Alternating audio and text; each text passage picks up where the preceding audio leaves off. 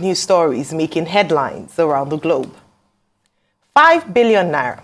That's how much each state and the FCT will get to address the impact of petrol subsidy removal and rising food prices. The funds are to be distributed through a formula with 52% as grants and 48% to be repaid to the Central Bank of Nigeria in installments. Additionally, the federal government has released 5 trucks of rice to each state governors. These decisions were taken by the National Economic Council.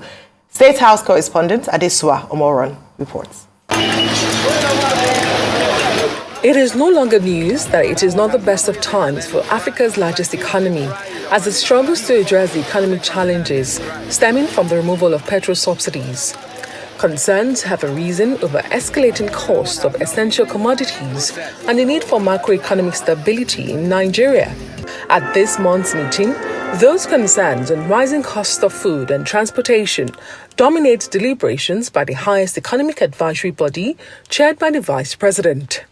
Governor of Borno State, flanked by some of his other colleagues, reveals some of the decisions reached to alleviate immediate hardships on the people. The federal government has approved the sum of 5 billion naira to be given to each state for the procurement of 100,000 bags of rice, 100,000 bags of rice, 40,000 bags of maize, and fertilizers. This funding has to be shared with a formula as follows. 52% of this money is given to states as grants, while 48% of the 5 billion naira is to be paid back on an installment basis within a period of 2 years, 20 months to the CBN by the states and the local government areas in Nigeria. The issue of the social register, I would say that is ongoing in terms of a review. End game is to reduce unemployment, get unemployed resources.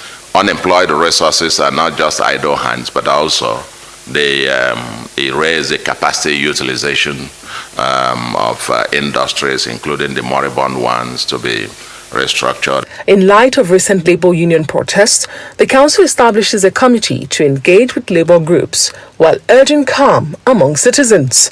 The council also acknowledges the repercussions of the volatile situation in Niger Republic, particularly for states along the border. NEMA will also liaise with states to distribute foodstuffs to the people immediately, especially those that are affecting the frontline states that are bordering the Niger Republic because of influx of refugees. The council has also tasked the state to dialogue with the labor union's leadership. The meeting also reviewed a presentation on assessing the nationwide impact of the 2022 floods. The committee's efforts faced setbacks in addressing the effects on people and infrastructure. Only 16 out of the total number of affected states forwarded their submission to NEC Secretariat to date, as expected. About 15 others were yet to do so. The submission from defaulting states are being awaited as we speak. Recognizing the interim nature of these measures, the Economic Council reaffirms its dedication to pursuing enduring solutions. Emphasis is placed on long-term strategies, especially in commercial and irrigated agriculture. The Council also highlights the $800 million loan's intention to assist Nigerians through accurate registration. Additionally, it welcomes the 500 billion naira package distribution announced by the President, aimed at alleviating subsidy removal effects. Adesua Omoruan, Arise News. Well, thanks, Adesua. Okay, good to see you on set today. We're missing Dr. Bati. It's good to have you here. Yes. We have our palliatives, 5 billion naira to each state. Your take on this story? Yeah, it's too little, almost too late. And it's as simple as this. Cost of food is rising. Cost of production of food is rising. Just a couple of days ago, farmers in Ogun State decided they were going to demonstrate in Yewa axis of the state, and they went out to demonstrate to say that we are struggling. This is not a case of let the poor breathe anymore. Even the middle class needs to breathe. They are struggling. Everyone is struggling. Even the upper middle class, they're struggling as well. We have a situation where farms are shutting down. I have relationship with farmers because I'm close to them and I have family members who are farmers. Poultry farmers are struggling to the point where they're shutting down. They can't afford the cost of the feed that they need for their the poultry that they have, and other people are struggling as well. So we're in a situation where 5 million or 5 billion naira as of today is a little too little, and it's coming a bit late in the day. This is what the likes of Rufai and Ruben and yourself have been saying on this show forever and a day, that this is a decision that should have taken days ago. It should have been taken weeks ago, actually. The decision to remove subsidy is an excellent one, but it's not one that you can do without putting in the arrangements and the palliatives. So we're in a very, very tight corner. I don't know how the governors are going to distribute 5 billion in any state of the federation. It will be good for them to be as transparent as possible so that the media can see what has been done with the money, but I am not sure where that will go. I don't know what your thoughts are. All right. Fine. I mean, largely, I share that sentiment. And it has to be said, we know the problems with Nigeria. We know the antecedents of our governors. Many times in the past, when they've been given a chance to be able to distribute necessary aid for the people, they became worse than the problems themselves. You remember the case of COVID-19 and the COVID warehouses? People had to go to those warehouses, bombard those warehouses to be able to get things to eat. You remember how shambolic the distribution was during COVID? And now you're giving those same governors a bag of rice, thinking they'll distribute. Hell no, they're not going to do it well. They are not going to do it well at all. Even the times we have given the governors money, I remember the bailout fund, so that a lot of them could pay salaries. How did they do it? They were shambolic in that too. So we're not expecting anything. I think the only thing that'll cut the chase for us is if we put in a specific layer of accountability as regards how the distribution is done. And that's why there should also be overseen of this by the humanitarian ministry. Better I do, this is your first real test. The government should allow humanitarian ministry oversee this and see how the distribution channel will actually go. Also, various emergency bodies that will handle distribution, NEMA, we should be able to allow them oversee this and this will go. And they should forensically audit the distribution process. When I saw those bags of rice, all I'm seeing in my head is hope it's not going to go to party members and party surrogates. And this 5 billion, we should watch it closely. At least it's a good step to be able to bring forward a palliative. It's late, yes, we admit, but it's a good step. And we commend them for the step, because if they had not done anything, we'll also come here and say, oh, they had not done anything. At least we commend them for doing what they have done this time around. But the question is how far-reaching. The other part of the palliative the president announced in his speech should be done. Most importantly, the cultivation. We can't keep saying distribution of food. It will get to a stage we need to cultivate and be able to make our own food. You can't keep giving a man food. You have to teach him how to fish. But most importantly, it will be bringing about production in the Nigerian economy. Today, we are not getting a lot of resources because the Nigerian economy is not producing.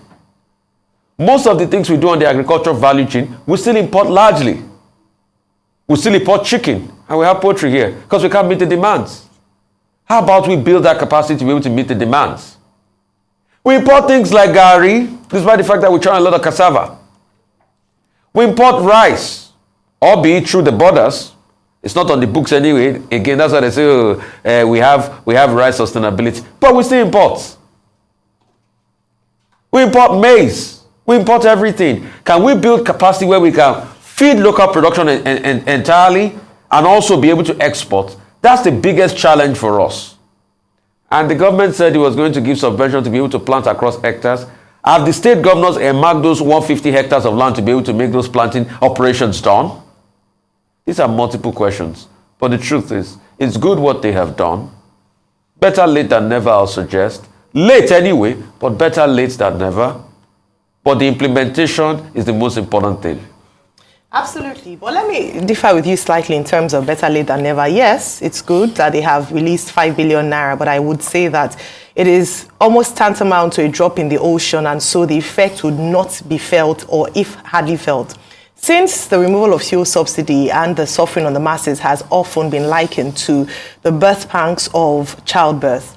When you're in childbirth, you don't give paracetamol to a woman in childbirth. You would give a strong anesthesia like a spinal block or an epidural block, just so that it can match the level of pain. Yes, I know that there are staggered announcements in terms of the plans of the federal government to the response in response to the people. However, the first thing was that after over 75 days of this announcement, then you come up with trickles. What this presents to the state governors, unfortunately, is actually more of a challenge than a relief.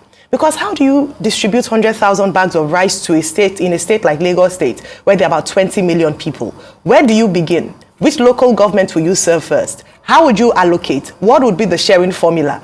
It would leave more people feeling disadvantaged. And then when there's a rush for scarce resources, you turn people into, people start scrambling, and then there are fights and there are things. I believe that this, despite the fact that, okay, it's one response from the federal government, is so insignificant that it might actually cause more problems than bring about a solution.